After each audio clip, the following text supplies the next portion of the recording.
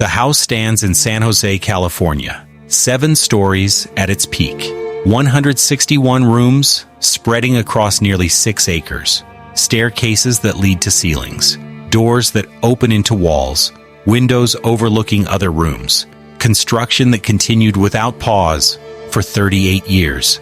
The Winchester Mystery House is famous for its architectural oddities, its supposed hauntings, its endless construction. Tours focus on the strange, the inexplicable, the ghostly. But before it was a tourist attraction, before it became legend, it was a construction site. And before that, it was grief. Sarah Winchester, heir to a rifle fortune, built this house. The construction began in 1884 and continued until her death in 1922. The work never stopped. Carpenters worked in shifts, 24 hours a day, every day for nearly 4 decades. The cost was enormous. The purpose, according to popular legend, was appeasing spirits killed by Winchester rifles. But the real story is more complex. It involves wealth generated by America's westward expansion and industrial violence. It involves a widow's grief and the freedom vast money could purchase. It involves craftsmanship, innovation, and obsession.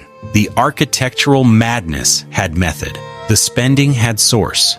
The grief had cause. This is the story of how Gun Fortune built 161 rooms. The money that made it possible. The woman who directed it. The workers who executed her vision. The decades of construction. The legends that grew. And the house that remains. Chapter 1. The Rifle That Built an Empire. The Winchester repeating rifle changed American warfare and settlement. Oliver Winchester didn't invent the rifle, but he perfected its manufacture and distribution. The weapon that would generate a family fortune began production in New Haven, Connecticut in the 1860s. The original design came from several inventors. Benjamin Tyler, Henry developed the lever action mechanism. Oliver Winchester, a shirt manufacturer turned firearms investor, saw the weapon's potential. He reorganized the Volcanic Repeating Arms Company, hired better engineers, and focused on a single product. The Winchester Repeating Arms Company was incorporated in 1866. The rifle's advantage was speed. A skilled shooter could fire multiple rounds without reloading. Traditional single-shot rifles required slow, methodical reloading after each discharge. The Winchester allowed sustained fire. In combat, hunting, or frontier conflict, this advantage was decisive. The United States military purchased Winchester rifles, not as standard issue initially, but for specialized units. Cavalry troops found them particularly useful. The rifles were lighter than standard military firearms and allowed rapid fire from horseback. Orders from the military provided steady revenue and credibility, but the civilian market drove the company's growth. Settlers moving west needed firearms. The Winchester rifle became standard equipment for homesteaders, ranchers, and frontier towns. The company advertised aggressively. The rifle was marketed as the gun that won the West. The slogan was accurate in ways the company didn't emphasize in advertisements. The rifle saw use in the Indian Wars. Conflicts between United States forces and native tribes involved Winchester rifles on both sides. The military used them. Native warriors acquired them through trade, capture, or purchase. The weapon's effectiveness made conflicts more lethal. Casualties on all sides increased. Production numbers were substantial. By 1870, the company manufactured thousands of rifles annually. By 1880, production exceeded 20,000 per year. The rifles sold domestically and internationally. Foreign military contracts added to revenue. The company exported to Europe, South America, and Asia. The manufacturing operation in New Haven employed hundreds of workers. The factory expanded multiple times. Production lines improved efficiency. Interchangeable parts allowed rapid assembly. Quality control maintained the rifle's reputation for reliability. A Winchester rifle worked in desert heat and mountain cold. Oliver Winchester died in 1880. His son, William Wirt Winchester, became vice president and treasurer. The company remained family-controlled. Profits accumulated. The Winchester family became wealthy. The fortune was substantial by any measure. Annual revenues reached hundreds of thousands of dollars. The family's personal wealth grew into millions. The rifle's legacy was complex. It was a tool that enabled Western settlement. It also was an instrument of violence that displaced indigenous populations and settled disputes with lethal force. The weapon killed game for survival and people in conflict. The company sold tools. The buyers determined use. The fortune that accumulated came directly from these sales. Every rifle manufactured generated profit. Every bullet sold added revenue. The Winchester family's wealth derived from a single product. The repeating rifle made them rich. That fortune would eventually pass to a widow who would spend it on construction that never ceased. The rifle that built the empire was efficient, reliable, and profitable. It functioned exactly as designed. The consequences of its effectiveness created wealth for the Winchester family and death for thousands who faced the weapon. Both outcomes were real. Both were direct results of the rifle's success. The money accumulated without pause, just as the construction it would fund would proceed without end. Chapter 2. Sarah Pardee. Winchester, Fortune and Loss. Sarah Lockwood Pardee was born in 1839 in New Haven, Connecticut. Her family was established but not wealthy. Her father was a carpenter and later worked in manufacturing. Sarah received education beyond what was typical for women of her era. She learned multiple languages, studied music, and developed skills in mathematics and design. In September 1862, Sarah married William Wirt Winchester. William was the only son of Oliver Winchester, the rifle manufacturer. The marriage connected Sarah to considerable wealth. The couple established a household in New Haven. They lived comfortably. The rifle business provided substantial income. Sarah gave birth to a daughter, Annie Pardee Winchester, in July 1866. The child was apparently healthy at birth, but Annie developed a wasting illness that physicians at the time called marasmus. The condition involved progressive weight loss and declining health in infants. Modern understanding suggests it represented multiple possible conditions, often related to malnutrition or infection. Annie died in July 1866, approximately 6 weeks after birth. The cause listed on the death certificate was marasmus. Sarah's grief was apparently profound. The loss of her only child affected her deeply. Letters from family members mention her sorrow, though Sarah's own written accounts of this period are scarce. William Winchester's health began declining in the late 1870s. He suffered from pulmonary tuberculosis. The disease was common in the 19th century and usually fatal. William's condition worsened progressively. He died in March 1881 at age 43. Sarah was 41 and now widowed. The inheritance Sarah received was extraordinary. William's estate included approximately $20 million in assets. Sarah also received an ongoing income from the Winchester Repeating Arms Company stock she inherited. The daily income was approximately $1,000. In 1881, this represented enormous wealth. Adjusted for inflation, the inheritance would equal hundreds of millions in modern currency. Sarah was now among the wealthiest women in America. She had no children. Her husband was dead. Her daughter had died 15 years earlier. She was financially independent. She could live anywhere and do essentially anything her wealth allowed. The constraints that limited most women in the 1880s didn't apply to someone with her resources. Spiritualism was widespread in 1880s America. The movement began decades earlier and remained popular. Mediums claimed to contact the dead. Seances were common social events. Many people, including educated individuals, believed communication with deceased loved ones was possible. The movement appealed particularly to those who had lost family members. According to popular legend, Sarah consulted a Boston medium after William's death. The medium reportedly told Sarah that her family was cursed by spirits of those killed by Winchester rifles. The medium allegedly advised Sarah to move west, begin building a house, and never stop construction. Continuous building would confuse the spirits and allow Sarah to live. This story has been repeated in countless books and tours, but documentation is scarce. No contemporary account confirms Sarah visited a medium. The story appears in sources published decades after Sarah's death. The tale may be complete fiction, partial truth embellished over time, or accurate but undocumented. The historical record cannot confirm it. What is documented is Sarah's decision to leave New Haven. By 1884, she had moved to California. She purchased property in the Santa Clara Valley near San Jose. She began construction. Whether spirits motivated her or other reasons drove the decision remains unclear. The building began regardless of the cause. The construction would continue for 38 years. Chapter 3. Choosing San Jose. From New Haven to California.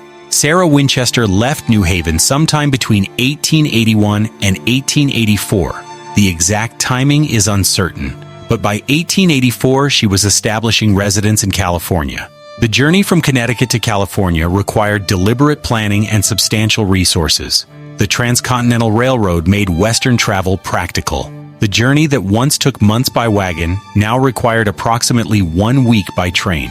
Sarah would have traveled in first-class accommodations. The trains offered comfortable sleeper cars for wealthy passengers. The journey was long, but no longer dangerous. California in the 1880s was growing rapidly. The gold rush had occurred decades earlier, but the state continued attracting settlers. Agriculture dominated the economy. The climate allowed year-round growing seasons. The Santa Clara Valley, south of San Francisco, was becoming known for fruit orchards and vineyards. San Jose was the valley's largest town. The population in 1880 was approximately 13,000. The city had been California's first capital. It was connected by railroad to San Francisco, approximately 50 miles north. The town had churches, schools, businesses, and social organizations. For someone seeking a substantial property with some privacy, but access to civilization, the area offered advantages. Sarah purchased property in what was then countryside west of downtown San Jose. The parcel contained approximately 162 acres. An existing structure stood on the land, an 8-room farmhouse. The previous owners had used the property for agriculture. Orchards and open land surrounded the modest house. The purchase price for the property is not consistently documented in surviving records. Estimates suggest Sarah paid between $10,000 and $15,000. For someone with her resources, this was a minor expense. The property's value lay in its size, location, and potential, rather than existing structures. The farmhouse was unremarkable. 2 stories, wooden construction, simple design typical of California agricultural buildings. 8 rooms provided basic living space. The structure was functional but plain. It would serve as the starting point for what followed. Sarah apparently assessed the property and made decisions about development quickly. She hired local workers and began modifications. Initial work focused on expanding the existing farmhouse rather than demolishing it. Additions extended from the original structure. New rooms attached to existing walls. The building began growing. The Santa Clara Valley offered resources for construction. Lumber mills operated nearby. Redwood was abundant in coastal forests. Hardware suppliers in San Jose provided nails, hinges, glass, and tools. Skilled workers lived in the area or could be recruited from San Francisco. The infrastructure existed to support major construction projects. The climate suited year-round building. Unlike eastern states where winter halted construction, California's moderate winters allowed continuous work. Rain could slow operations, but temperatures rarely prevented labor. This climatic advantage meant construction could proceed without seasonal interruption. Sarah's decision to build in San Jose rather than in a major city like San Francisco suggested a preference for relative privacy. Large estates near cities attracted social obligations. San Jose was substantial enough to provide services and supplies, but small enough that a wealthy widow might avoid constant social demands. The property's size allowed extensive development without immediately visible boundaries. 162 acres provided room for the house to expand in multiple directions. Gardens, orchards, and open land could buffer the main structure from roads and neighbors. The space offered both privacy and opportunity. By 1885, construction was clearly underway. Workers were employed continuously. Materials arrived regularly. The farmhouse was disappearing under additions and modifications. What had been a simple agricultural property was becoming something else. The transformation had begun. The building would continue for decades. The quiet farmhouse would become a mansion of unprecedented oddity. But in 1885, it was simply construction. The work had started. Chapter 4. Breaking Ground. Construction begins. Construction at the Winchester property began modestly, but quickly escalated. The initial work in 1884 and 1885 focused on expanding the existing 8-room farmhouse. Additions extended from the original structure. New rooms attached to existing walls. The building grew outward before it grew upward. Sarah Winchester hired local carpenters and construction workers. San Jose and surrounding areas provided skilled labor. Some workers were experienced builders who had worked on other large houses or commercial buildings. Others were general laborers who provided muscle for moving materials and assisting craftsmen.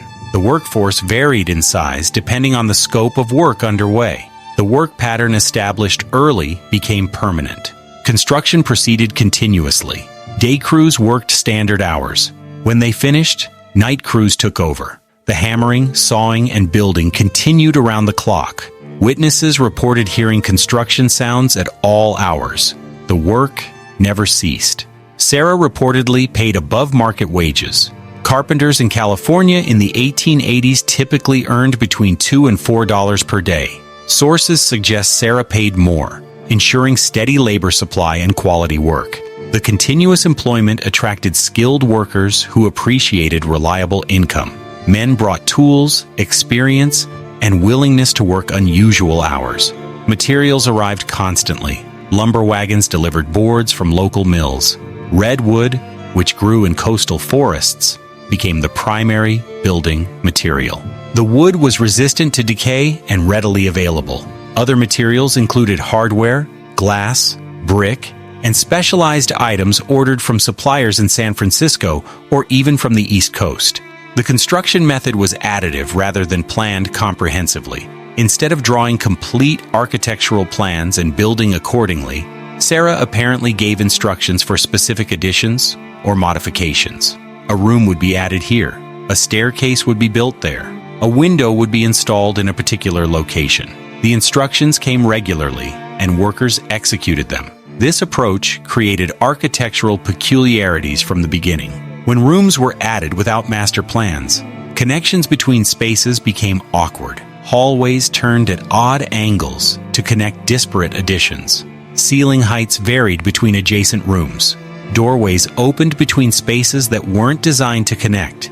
The oddities emerged from the building method rather than from deliberate design of strange features. Foremen supervised crews and communicated with Sarah. She didn't typically work directly on the construction site, but maintained close oversight. She reviewed work, gave new instructions, and controlled spending. The foreman translated her directions into actual construction. This arrangement allowed Sarah to direct the project while maintaining appropriate distance from physical labor. The original farmhouse gradually disappeared under new construction. Walls were removed or enclosed within larger structures. The simple 8-room house became the core of something much larger. By 1886, the structure had grown substantially. Room count increased. The footprint expanded. What had been a farmhouse was becoming a mansion. Neighbors noticed the continuous construction. The sounds carried across the valley. Wagons bringing materials traveled local roads regularly. Workers coming and going created traffic. The property stood out because construction never stopped. Other wealthy individuals built large houses, but those projects eventually finished. The Winchester property remained an active construction site indefinitely. The cost of continuous construction was substantial, but well within Sarah's resources. Her daily income of $1,000 far exceeded construction expenses. She could afford to maintain crews indefinitely. The money that funded the work came from rifle sales.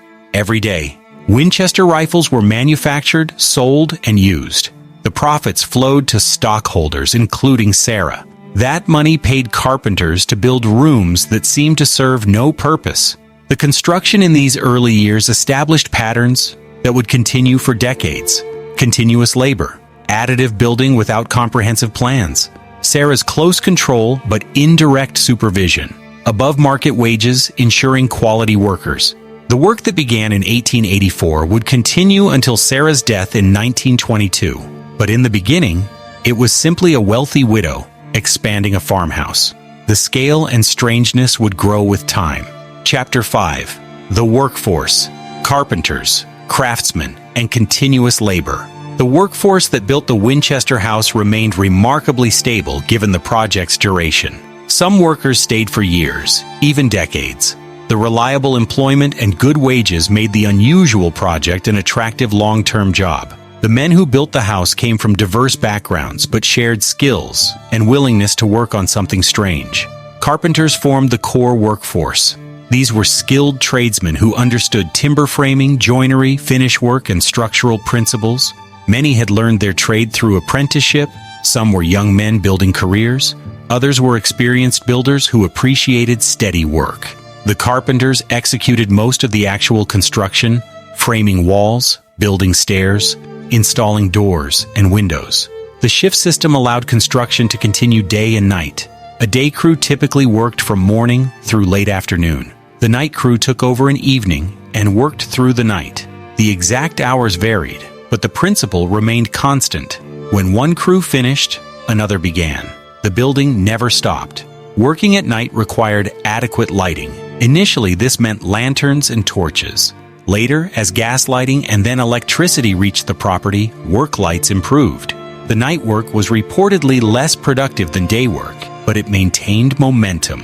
Materials prepared during day shifts could be installed at night. Finish work requiring good light occurred during daylight hours. Skilled specialists joined the workforce for specific tasks. Glaziers installed windows. Plasterers finished walls and ceilings. Tile setters worked on floors and decorative surfaces. Plumbers installed increasingly complex systems as the house grew. Electricians arrived in the 1890s when electric wiring was added. Each specialist brought expertise for particular elements. Immigrant labor was significant in California construction during this period. Irish immigrants had been building California infrastructure since gold rush days. Chinese workers, despite exclusion laws limiting immigration, remained in construction trades. Italian craftsmen brought stone and tile skills. The workforce on the Winchester property likely reflected this diversity, though specific documentation of worker ethnicity is limited. Records of individual workers are scarce. Payroll documents haven't survived comprehensively. Some names appear in local newspaper accounts or later reminiscences. A foreman named John Hanson is documented in some sources. Other names appear occasionally in records, but comprehensive workforce rosters don't exist. The men who built the house remain largely anonymous. Safety standards in the 1880s and 90s were minimal by modern measures. Workers labored without harnesses, protective equipment, or comprehensive safety rules. Falls from scaffolding occurred. Tools caused injuries. Heavy materials crushed fingers or worse. No comprehensive accident records exist, but construction work was inherently dangerous. Workers accepted risks as part of the job. Living arrangements for workers varied. Some lived in San Jose and commuted to the property daily. Others may have lived in temporary housing on the grounds, particularly night shift workers who needed to sleep during day. The large property had outbuildings that could provide basic accommodation. The exact arrangements aren't fully documented. Worker perspectives on the project appear in limited later accounts. Some workers reportedly found the continuous construction strange, but appreciated the steady employment. Others apparently questioned the purpose of building rooms that seemed to have no function. The architectural oddities must have puzzled men trained in practical building, but orders were orders, and wages made questions less pressing. The relationship between Sarah and the workers was indirect. Foremen received instructions and conveyed them to crews. Sarah occasionally inspected work, but didn't typically interact directly with laborers. This arrangement was normal for the period. Wealthy women didn't generally work alongside construction crews. The social distance was maintained even as workers executed her vision. The workforce continuity meant institutional knowledge accumulated. Men who had been building the house for years understood its peculiarities. They knew how sections connected, where structural oddities existed, and how to navigate the growing maze. New workers relied on experienced ones for guidance. The house became familiar to those who built it, even as it remained confusing to outsiders. Chapter 6. Building the Oddities. Architectural peculiarities take shape. The architectural oddities that made the Winchester house famous emerged gradually. Some resulted from the additive building method.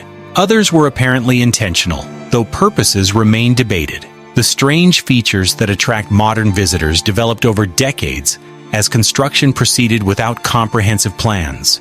The staircase to nowhere is perhaps the most famous oddity. A stairway rises from a lower floor, ascends several steps, then terminates at a ceiling.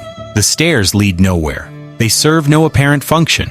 The construction is solid and properly built. The staircase simply stops. The origin of this feature is unclear. One explanation suggests the stairs originally led to an upper floor that was removed after the 1906 earthquake. When damaged sections were demolished, some connecting stairs remained, now leading to nothing. Another possibility is the stairs were built experimentally and never completed, or Sarah ordered them built exactly as they stand for reasons known only to her. Doors that open into walls appear throughout the house. A door frame and door exist where one would expect an entrance to another room, but opening the door reveals a wall. Sometimes the wall is inches beyond the door. Other times, a blank wall stands immediately behind the door surface. These features seem inexplicable. Some of these doorways likely resulted from building modifications. A door that once connected two rooms might be rendered useless when one room was removed or walls were reconfigured. Rather than removing the door entirely, it was left in place. The wall behind it was new construction that blocked the former passage. The door remained as artifact of an earlier configuration. Other blocked doors may have been intentional. Sarah reportedly feared spirits or intruders. Doors that appeared functional but actually led nowhere could confuse unwanted visitors, human or supernatural. This explanation attributes deliberate purpose to apparent errors. Whether accurate remains uncertain. Windows overlooking interior rooms rather than exterior views create another oddity. Some windows are installed in walls, between interior spaces. Opening the window reveals another room rather than outdoor views. Light entering through these windows comes from skylights or other windows, not directly from outside. These interior windows served practical purposes. They allowed light to penetrate deeper into the building's interior. In an era before electric lighting became common, natural light was valuable. Windows between rooms distributed available light more effectively. The feature seemed strange but was functionally useful. The Tiffany windows were expensive artistic elements. Sarah purchased multiple stained glass windows from Tiffany Studios in New York. These were costly, high-quality art glass pieces. Some were installed in locations where their beauty could be appreciated. Others ended up in locations where almost no one would see them, including a window installed where a wall immediately blocked any view. Stairs with 2-inch rises create an unusual climbing experience. Most stairs have rises of approximately 7 to 8 inches. The Winchester house contains staircases where each step rises only 2 inches. Climbing these stairs requires many small steps rather than normal strides. The shallow rises made climbing easier for someone with difficulty navigating standard stairs. Sarah suffered from arthritis, particularly in her later years. The shallow stairs may have been specifically designed to accommodate her limited mobility. What appears odd was actually practical accessibility modification. The feature demonstrates consideration for physical limitations rather than architectural madness. Cabinets 1-inch deep line some walls. These cannot store dishes or typical household items. They appear decorative rather than functional. The purpose is unclear. Possibly they represent design experiments, or they provided visual interest without consuming space, or they served some purpose obvious to Sarah but not to observers. The number 13 appears throughout the house with debatable frequency. 13 windows in certain rooms, 13 bathrooms, 13 steps on some staircases, 13 hooks in specific closets. Whether this pattern was intentional or represents selective observation is disputed. People looking for patterns often find them. The prevalence of 13 may be exaggerated by tour guides emphasizing the number. Spiderweb motifs appear in some windows and decorative elements. Sarah reportedly had interest in spiderwebs, finding them beautiful or significant. Some sources suggest she saw webs as symbols of fate or connection.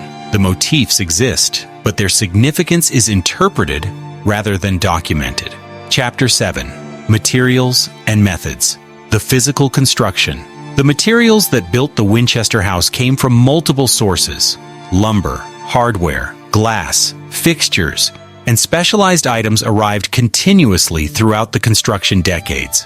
The quality varied from excellent to experimental. Sarah's resources allowed purchasing the best available materials while also trying innovations. Redwood provided the primary structural lumber. California's coastal redwood forests supplied abundant timber. The wood resisted rot and insect damage. It was relatively easy to work with hand and power tools. Redwood's natural durability made it ideal for construction that would continue for decades. The wood aged well, darkening slightly but remaining structurally sound. Oak was used for finish work, flooring, and decorative elements. Oak was harder than redwood and took fine finish better. Parquet floors featured intricate oak patterns. Moldings, door frames, and built-in cabinets used oak for appearance and durability. The oak came from eastern United States or was imported, making it more expensive than local redwood. Hardware came from multiple suppliers. Local San Jose businesses provided common items: nails, screws, hinges, door handles. Specialized hardware was ordered from San Francisco or from Eastern manufacturers. Some fixtures were custom-made to Sarah's specifications. The volume of hardware required for 38 years of construction was enormous. Every door needed hinges and handles. Every window required catches and frames. Glass was essential and expensive. Standard window glass was produced by several California manufacturers. Art glass came from specialty studios. The Tiffany windows were ordered directly from New York. Other decorative glass came from European suppliers. The house eventually contained hundreds of windows. Some were replaced multiple times over the construction decades as designs changed or damage occurred. Plumbing represented significant advancement. The house had multiple bathrooms with hot and cold running water. This was sophisticated for the 1880s and 90s. Most houses had far fewer bathrooms and relied on chamber pots and outhouses. The Winchester house eventually had 13 bathrooms, an extraordinary number for the era. The plumbing system required extensive piping, fixtures, water heating equipment, and drainage systems. Heating used multiple methods. Fireplaces numbered 47 in the completed house. Each required chimneys, flues, and fireplace construction. Later, central heating was added with furnaces and radiator systems. The radiators required boilers, pipes throughout the house, and temperature controls. Heating such a large, sprawling structure was challenging and expensive. Lighting evolved with technology. Initially, gas lighting was installed. This required gas lines throughout the house and gas fixtures in rooms. In the 1890s, electric lighting became available. The house was wired for electricity relatively early. Electric fixtures gradually replaced gas lighting. Some rooms had both systems during the transition period. The house retained gas lines even after electricity became primary, providing backup lighting. Elevators were installed as the house grew taller. 3 Otis elevators eventually operated in the house. These were advanced technology for residential use. Most private homes didn't have elevators. The equipment required machinery, counterweights, controls, and regular maintenance. The elevators made upper floors accessible to Sarah as her mobility declined with age. A call bell system allowed summoning servants from throughout the house. Push-button switches in rooms rang bells in servant work areas. The electrical system for the bells required wiring, bells, and batteries, or generators for power. The system represented modern convenience for household management. Foundation work continued as the house expanded. Each addition required proper foundation. The California soil varied in composition and stability. Some areas required deeper foundations. The 1906 earthquake revealed foundation weaknesses in some sections. Post-earthquake construction included foundation reinforcement using more robust techniques. Roofing covered the expanding structure. Multiple roof lines connected as additions attached to existing sections. Valleys where roofs met required careful waterproofing. The California climate was relatively mild, but winter rains could be heavy. Proper drainage prevented leaks. The complex roof structure required ongoing maintenance. Sections were replaced or repaired regularly. The quality of materials was generally high. Sarah could afford good materials and apparently insisted on them, but the additive construction method sometimes created problems. Materials installed years apart had to integrate with existing work. Incompatibilities sometimes emerged, but overall the construction was solid. The house has survived over a century, testimony to material quality and construction skill. Chapter 8. The Expanding Footprint. Growth Without Plan. The Winchester house grew dramatically between 1884 and 1922.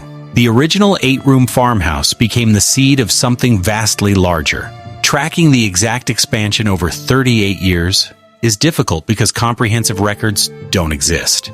But the general pattern is clear: continuous growth outward and upward until earthquake damage caused reconsideration. In the 1880s, the house expanded primarily horizontally. Rooms added to the original farmhouse extended the footprint. Wings projected from the central structure. The building began sprawling across the property.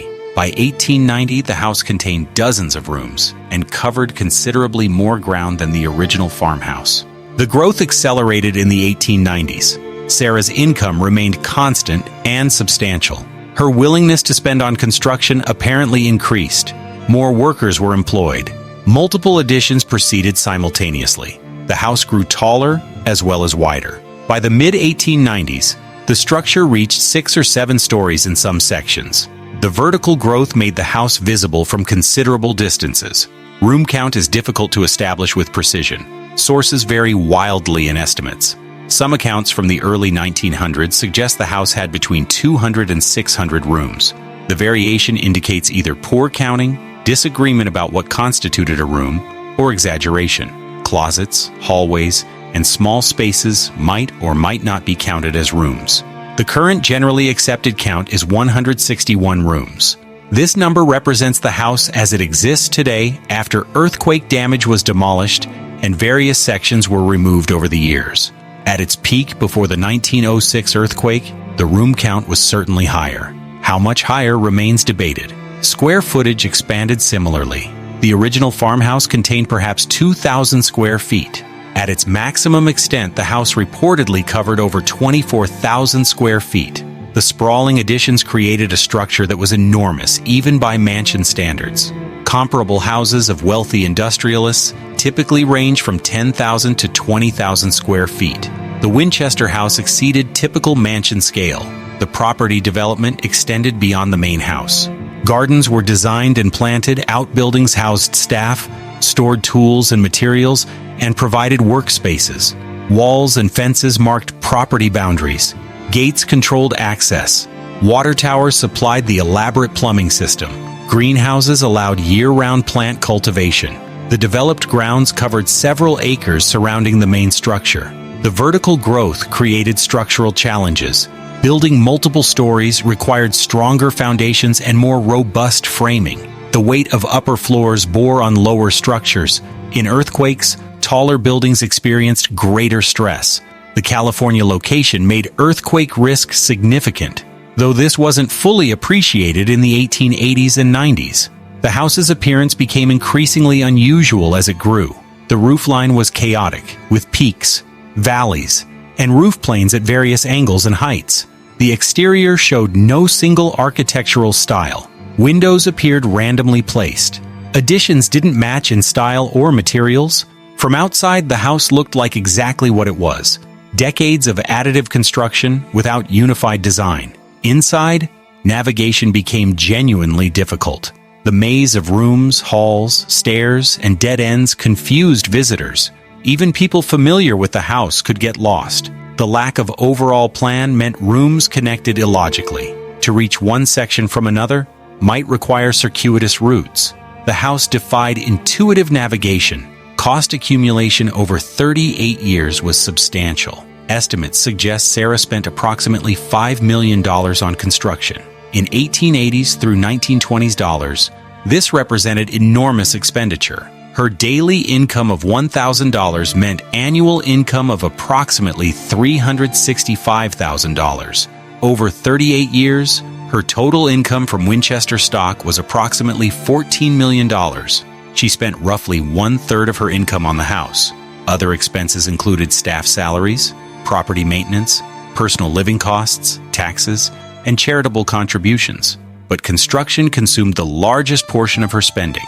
The house became her primary occupation and expenditure. The building grew because she had resources to sustain growth indefinitely. By 1906, the house had reached its maximum extent, 7 stories tall in sections, sprawling across acres, containing hundreds of rooms. The structure was extraordinary. Then the earthquake struck.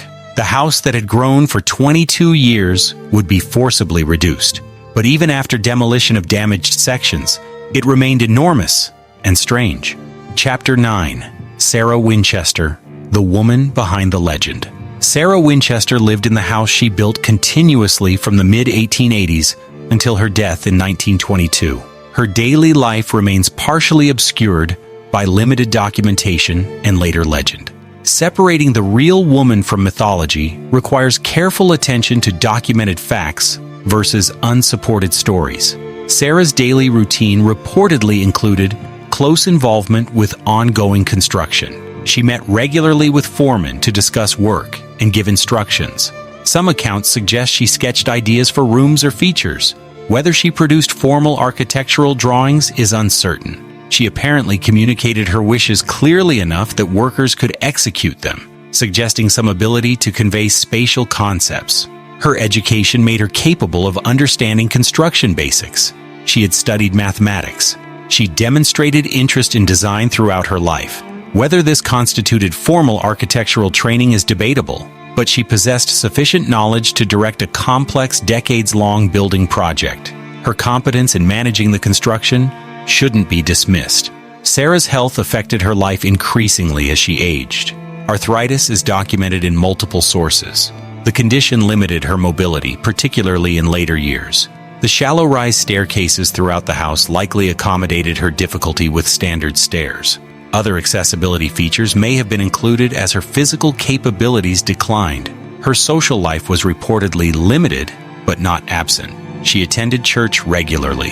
At least in earlier years, she maintained relationships with some San Jose residents. She made charitable donations to local organizations, but she didn't participate extensively in San Jose society. Wealthy families in the area had active social calendars. Sarah remained relatively private by comparison. Several factors may explain her limited social engagement. Her wealth made her unusual. Widows of her age and status often lived with family or remarried. Sarah remained independent and alone. Her continuous construction project was eccentric by any standard. Local residents apparently found the endless building strange. Social distance may have been mutual rather than entirely her choice. The seance room legend is persistent but unverified. Tours often point to a particular room as where Sarah conducted nightly seances to communicate with spirits. The room exists, but documentation of its use for seances is absent from contemporary accounts. The story appears in sources published after Sarah's death. Whether she conducted seances at all remains uncertain. Spiritualism was socially acceptable in Sarah's lifetime. Many people attended seances without social stigma. If Sarah had engaged in spiritualism openly, it likely would have been noted in local newspapers or social correspondence.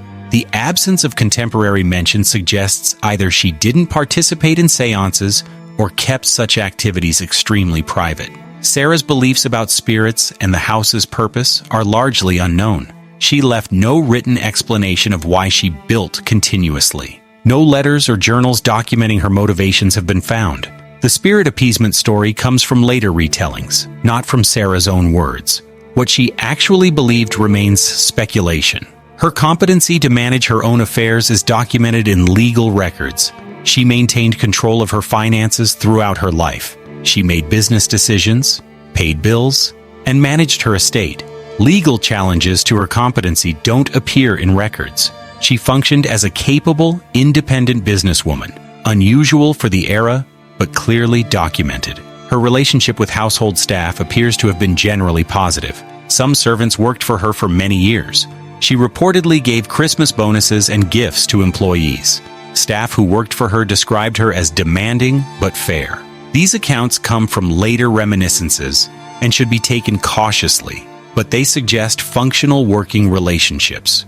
Sarah's personal characteristics from reliable sources suggest intelligence, determination, and independence. She maintained a large household and construction operation for decades. She managed substantial wealth effectively. She pursued a vision, however unusual, with consistency and resources. The popular image of a mad woman building meaninglessly conflicts with evidence of a capable person directing a complex, sustained project. The woman who built the house was neither the ghost-obsessed spiritualist of popular legend, nor simply an eccentric widow with too much money.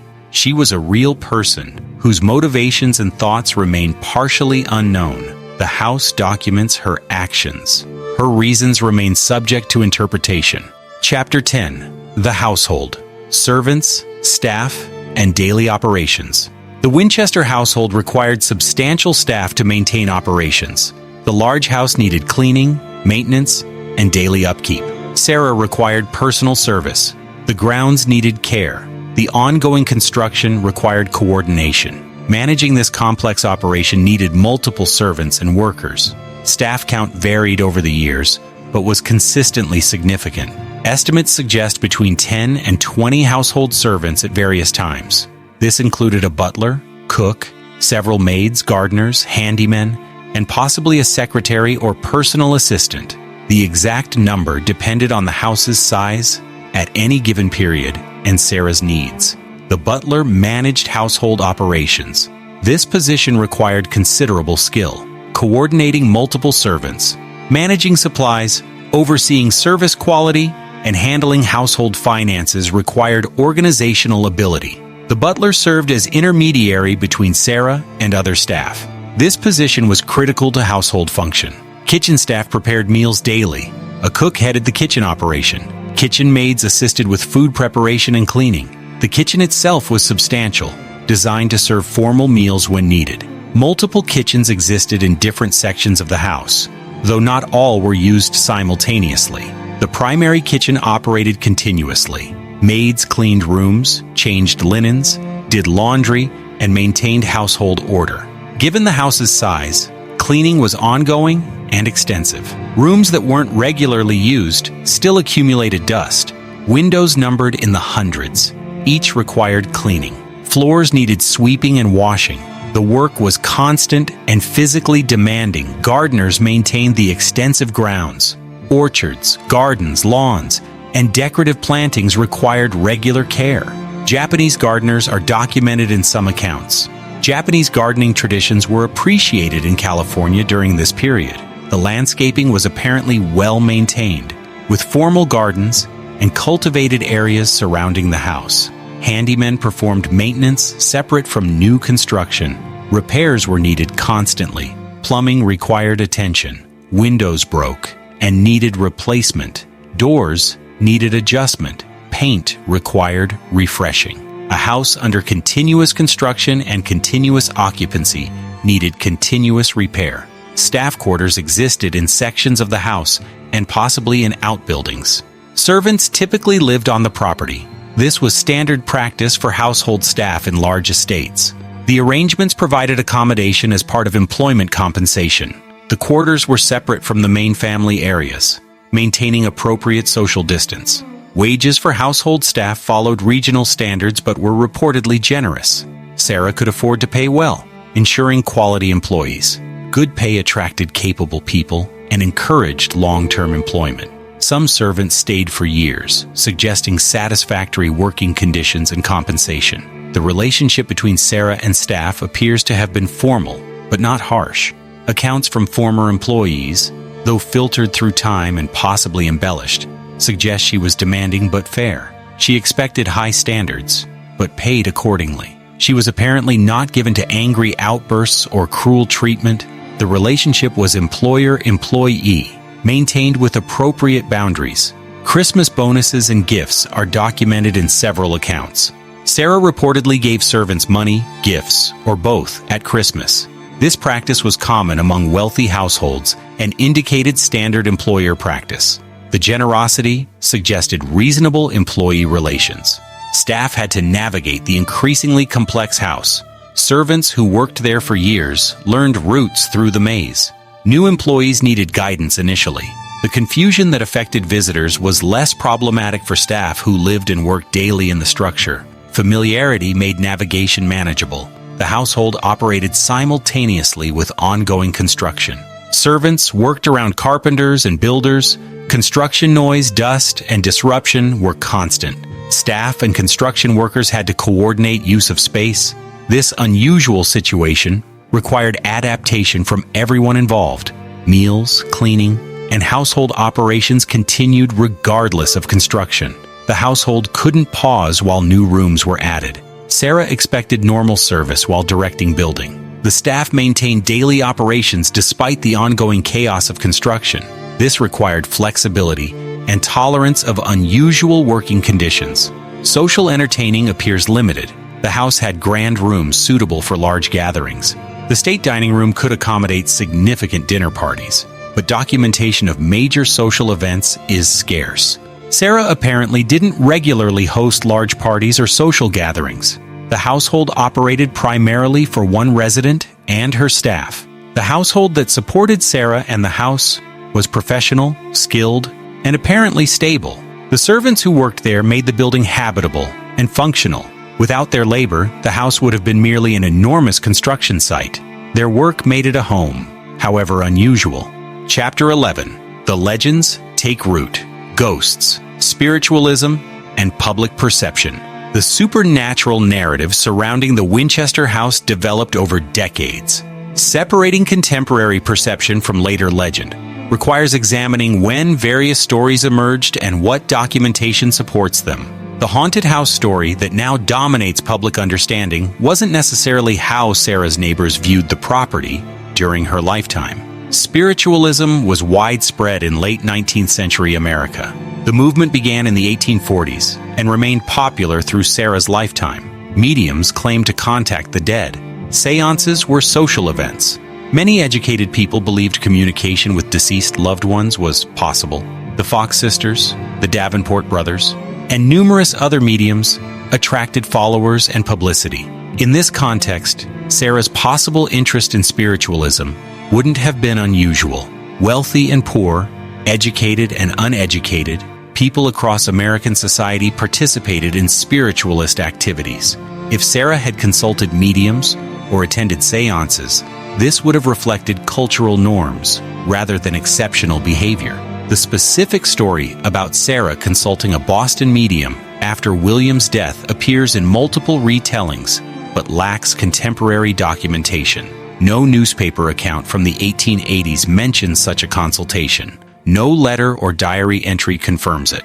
The story appears in sources published decades after Sarah's death. The tale may be complete invention, partial truth elaborated over time, or accurate but undocumented. The claim that a medium told Sarah to build continuously to appease rifle spirits is similarly undocumented. This makes a compelling story. It provides clear motivation for otherwise inexplicable behavior. But no contemporary evidence confirms Sarah believed this or that. Any medium gave such advice. The story's origin is unclear. Local perception in San Jose during Sarah's lifetime focused on the construction's oddity rather than supernatural elements. Newspaper accounts from the period mention the continuous building and the house's growing size. They note the architectural peculiarities, but references to ghosts or spirits are absent from contemporary journalism. The emphasis was on wealthy widow builds strange house continuously, not wealthy widow builds house to appease ghosts. The continuous construction naturally attracted curiosity. Neighbors and San Jose residents wondered about the purpose. The building never finished. Rooms seemed to serve no function. The architecture defied logic. People gossiped and speculated. But speculation about eccentricity differs from established legend about ghost appeasement. Press coverage increased as the house grew more unusual. By the early 1900s, newspapers occasionally featured stories about the Winchester house. The articles emphasized the size, cost, and strangeness. They portrayed Sarah as eccentric and reclusive, but supernatural explanations weren't prominent in early coverage. The curse narrative seems to have developed after Sarah's death. The idea that Winchester rifle deaths cursed the family and that Sarah built to address this curse makes dramatic story. It connects the rifle fortune explicitly to the construction. It provides clear causation. But this narrative appears more in post-1922 sources than in contemporary accounts. Comparison to other eccentric wealthy individuals of the era provides context. The Gilded Age produced numerous wealthy people who built unusual structures or behaved eccentrically. Many collected strange objects, some built impractical buildings, several were reclusive. Sarah's behavior, while unusual, wasn't unique. What made her house legendary was its survival and transformation into a tourist attraction. The house became more mysterious after Sarah's death because it was closed to public immediately afterward. The sealed structure attracted speculation. What was inside? Why was it built? The mystery intensified because the house couldn't be visited or explored. When it eventually opened for tours, the supernatural narrative was ready-made marketing. Why did ghost stories attach so firmly to this particular house? Several factors contributed. The rifle fortune had obvious connection to death. The architectural oddities seemed to require supernatural explanation. Sarah's privacy and lack of public statements left vacuum that legend filled.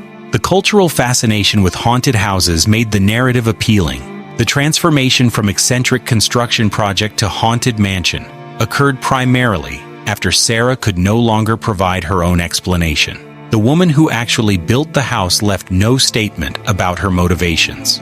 In absence of her voice, others supplied narratives.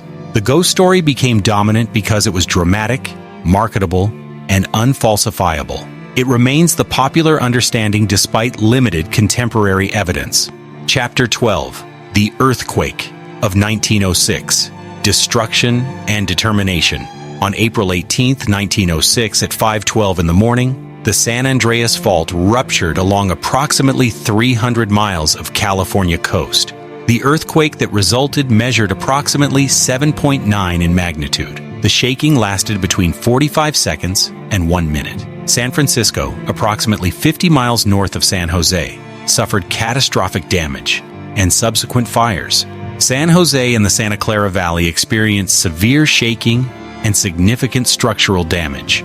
The Winchester House stood directly in the affected area. The structure that had grown to 7 stories in some sections faced forces it wasn't designed to withstand. The shaking was violent and sustained. Buildings throughout the region collapsed or suffered major damage. The Winchester House, with its unusual construction and great height, was particularly vulnerable. The top 3 stories and portions of the house collapsed. Walls failed. Roof sections fell. Chimneys toppled. The damage was severe and immediate. Upper floors that had taken years to build came down in less than a minute. The destruction was substantial, though not total. The lower floors and some sections remained standing. Sarah was in the house during the earthquake. She was in a bedroom section that became temporarily trapped when structural damage blocked the exit. Workers eventually reached her and got her out. She was apparently uninjured physically, but badly shaken. The experience of being trapped in a collapsing building would terrify anyone. The immediate aftermath required assessment. How severe was the damage? Could the house be saved? Was anyone injured or killed? The construction workers who were on site helped with rescue and initial evaluation. The chaos of post-earthquake San Jose complicated response. Everyone in the region faced crisis. Sarah had to make decisions quickly. The house was seriously damaged but not destroyed. The lower floors were intact. The collapsed upper sections could be removed. The question was whether to rebuild or abandon the property. For someone who had spent 22 years building, abandonment must have been difficult to consider. Sarah decided to demolish the damaged sections, rather than rebuild them. This was a practical decision. The collapsed upper floors had proven vulnerable. Rebuilding them identically would recreate the vulnerability. The destruction provided opportunity to reconsider the house's height. Lower structures were safer in earthquake country. The demolition work began relatively quickly. Crews removed debris from collapsed sections. The structural remains of upper floors were taken down deliberately. Materials were salvaged where possible. The destruction created massive debris that needed clearing. The removal work took considerable time and labor. The house was reduced from 7 stories at its peak to 4 stories maximum after demolition. The change dramatically altered the building's profile. The structure remained large but no longer towered as dramatically. The reduced height made it less visible from distance. The house became more horizontal than vertical in character. One section of the house was permanently closed after the earthquake. The front portion, which had been damaged, was sealed rather than repaired or demolished completely. This section remained inaccessible for decades. Later legend attributed supernatural significance to the sealed section. More likely, it represented pragmatic decision about which damaged areas to restore versus abandon. Construction resumed after initial cleanup and demolition. Sarah apparently remained committed to continuing work. The earthquake had destroyed years of building, but hadn't destroyed her determination. Crews were rehired or retained. Materials were ordered. Work began again on the remaining structure and new additions. The post-earthquake construction incorporated some improvements. Foundations were reinforced in new work. Structural connections were strengthened. The building that continued growing after 1906 was built with greater awareness of seismic risk.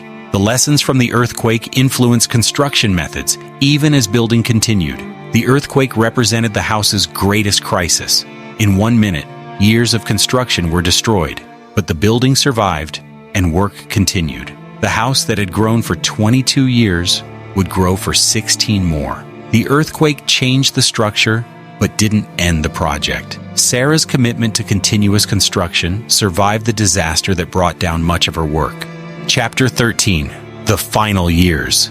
Construction until death. Construction at the Winchester house continued from 1906 until 1922. These final 16 years saw ongoing work, despite the house having been reduced in height and many damaged sections removed. Sarah continued directing additions, modifications, and refinements. The work proceeded until her death made continuation impossible. The post-earthquake construction was somewhat more restrained than earlier periods. The house didn't return to 7 stories. New additions were primarily horizontal rather than vertical, but the building still expanded. New rooms were added. Existing spaces were modified. The pattern of continuous construction remained unchanged. Sarah's health declined gradually during these years. She was in her late 60s by 1906. She lived to 82, dying in 1922.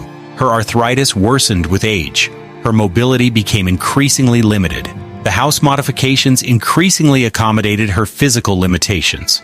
The shallow rise stairs became more important. Elevators allowed access to upper floors. World War I occurred during this period. From 1914 through 1918, the war affected American society significantly. Materials became scarce for civilian construction. Labor was diverted to war production and military service. Construction costs increased.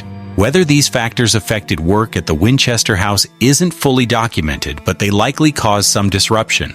Despite potential wartime difficulties, construction apparently continued. The work may have slowed, but it didn't stop entirely. Sarah's resources remained substantial. Her daily income continued regardless of war. She could afford to pay premium prices for scarce materials if necessary. The work maintained momentum even during national crisis. The house by the late 19-teens represented 30-plus years of accumulated construction. The structure sprawled across the property. The room count, while debated, was certainly well over 100. The maze of rooms, halls, and passages had become genuinely confusing. Navigation required familiarity that only long-term residents and staff possessed. Daily life in the house during these final years reportedly followed established patterns. Sarah maintained her routine. Staff continued household operations. Construction workers remained employed. The unusual situation of simultaneous construction and habitation that had existed for decades continued until the end. Sarah's last years saw continued modifications, but no dramatic changes in approach. She apparently remained engaged with construction decisions. Her mental faculties remained adequate to direct the ongoing work.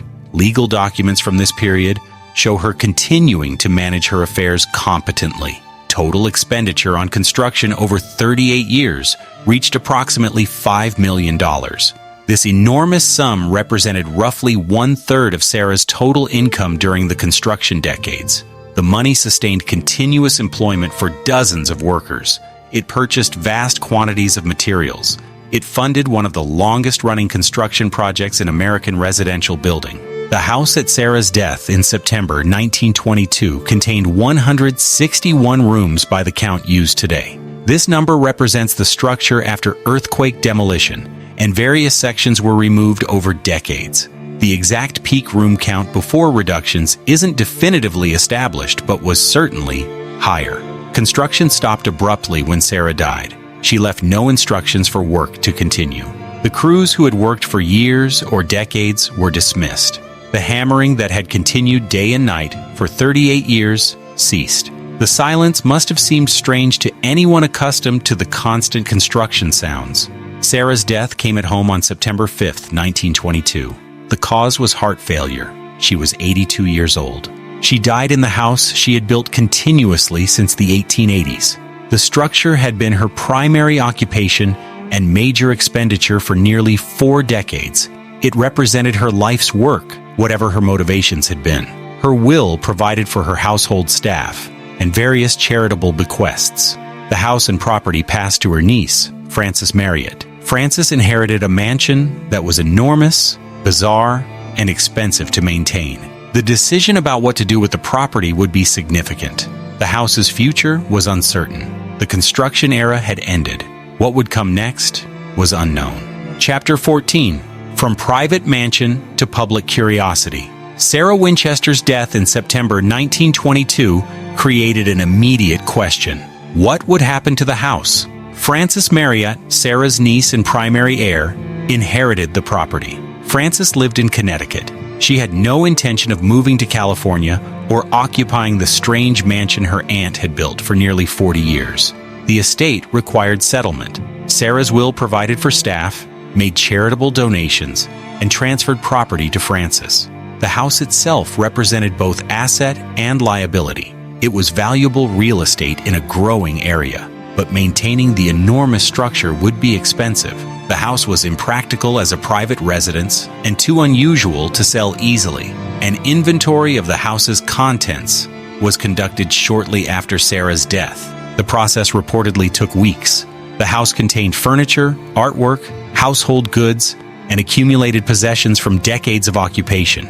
Some items were valuable. Much was ordinary household material. The quantity was overwhelming given the house's size. An auction of the contents occurred in 1923. Furniture, fixtures, decorative items, kitchenware, and miscellaneous possessions were sold. The auction attracted considerable interest.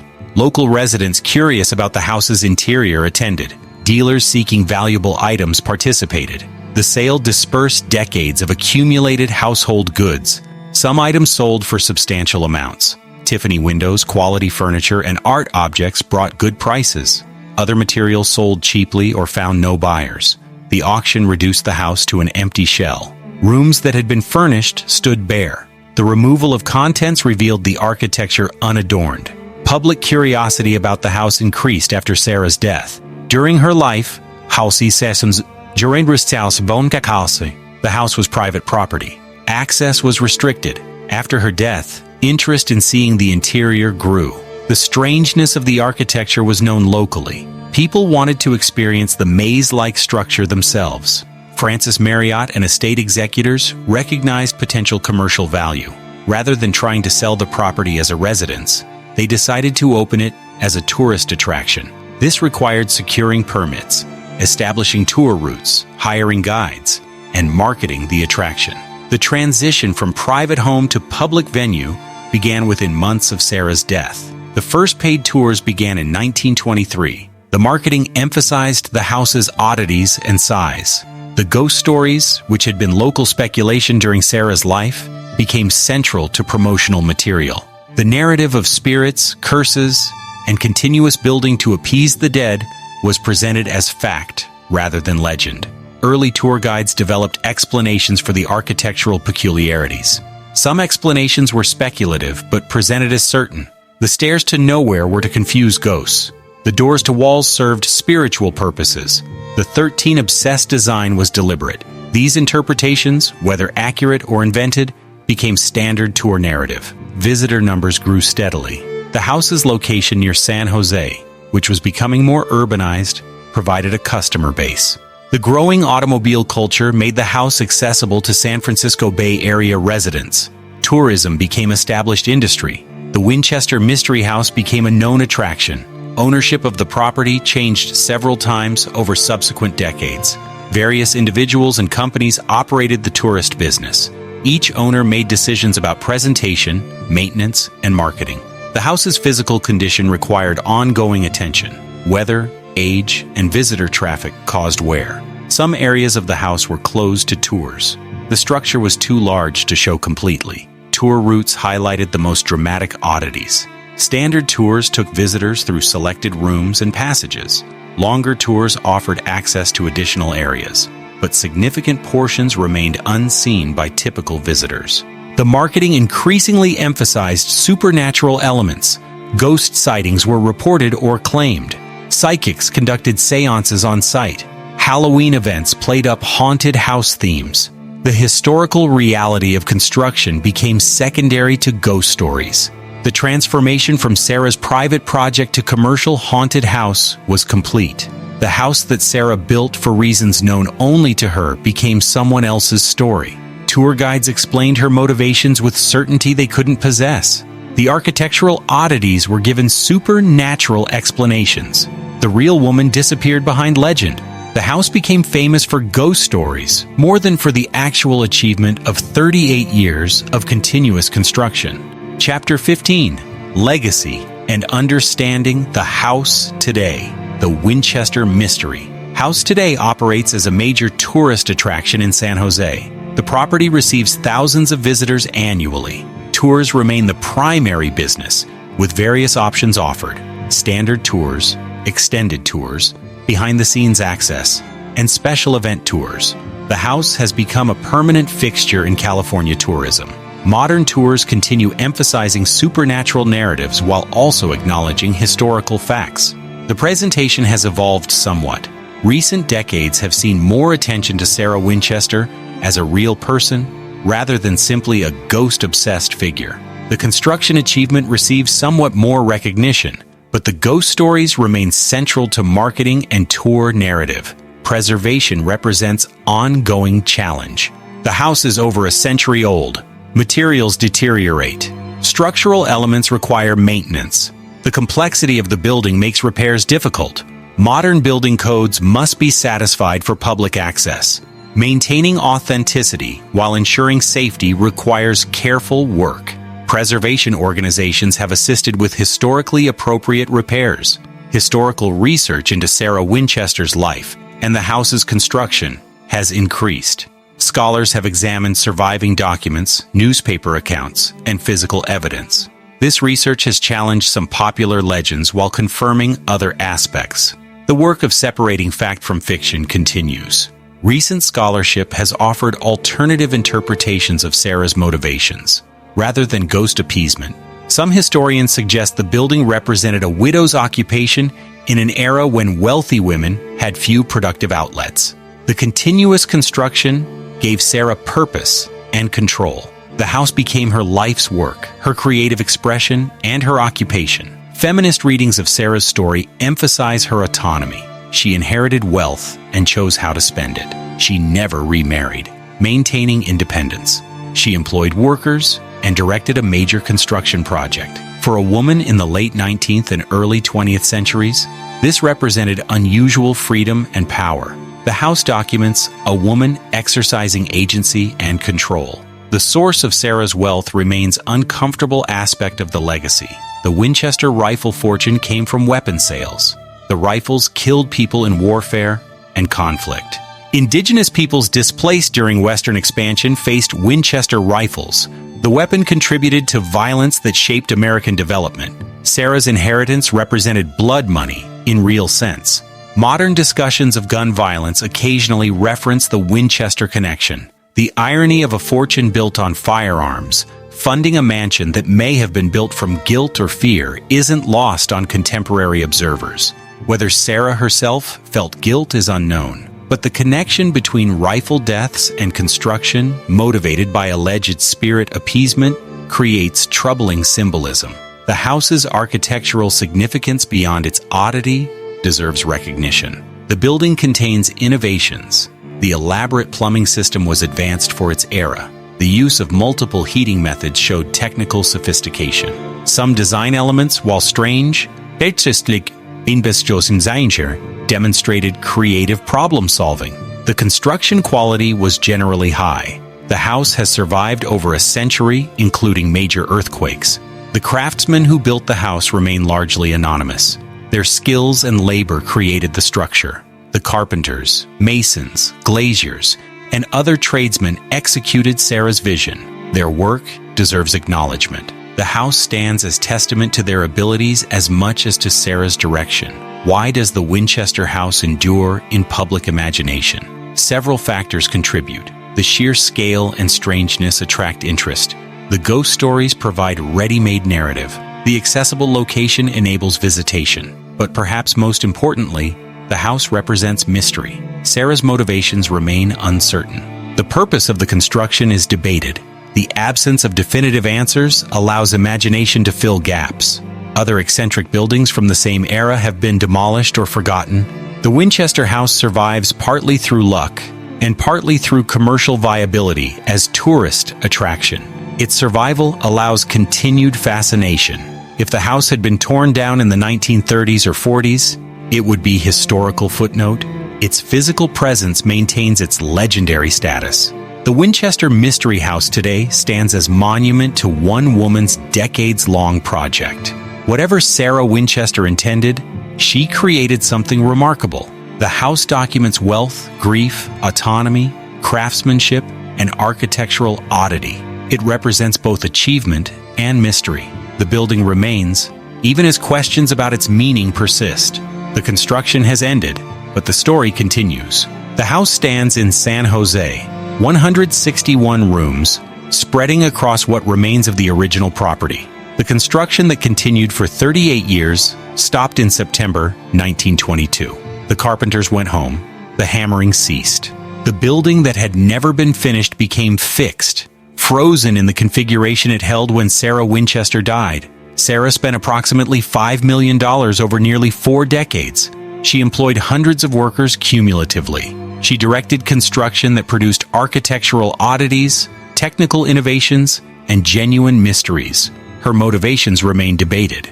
Ghost appeasement makes dramatic story, but the reality may have been simpler and more human. A wealthy widow found purpose in building. The house documents several historical realities simultaneously. It shows what enormous wealth could accomplish in the late 19th and early 20th centuries. It demonstrates one woman's unusual autonomy in an era when women's choices were typically constrained. It reveals craftsmanship and labor that built according to directions, however strange. It represents the rifle fortune that made everything possible and the violence that generated that fortune. The Winchester Mystery House is famous for being mysterious, but some things are clear. Workers built it skillfully. Sarah directed it persistently. The construction continued without pause until death made continuation impossible. The house remains because it was built well and because it became commercially valuable. The mystery is real, but so is the building. Whatever Sarah Winchester intended, she succeeded in creating something that would outlast her. The house endures. The questions persist. The construction has ended. The story hasn't.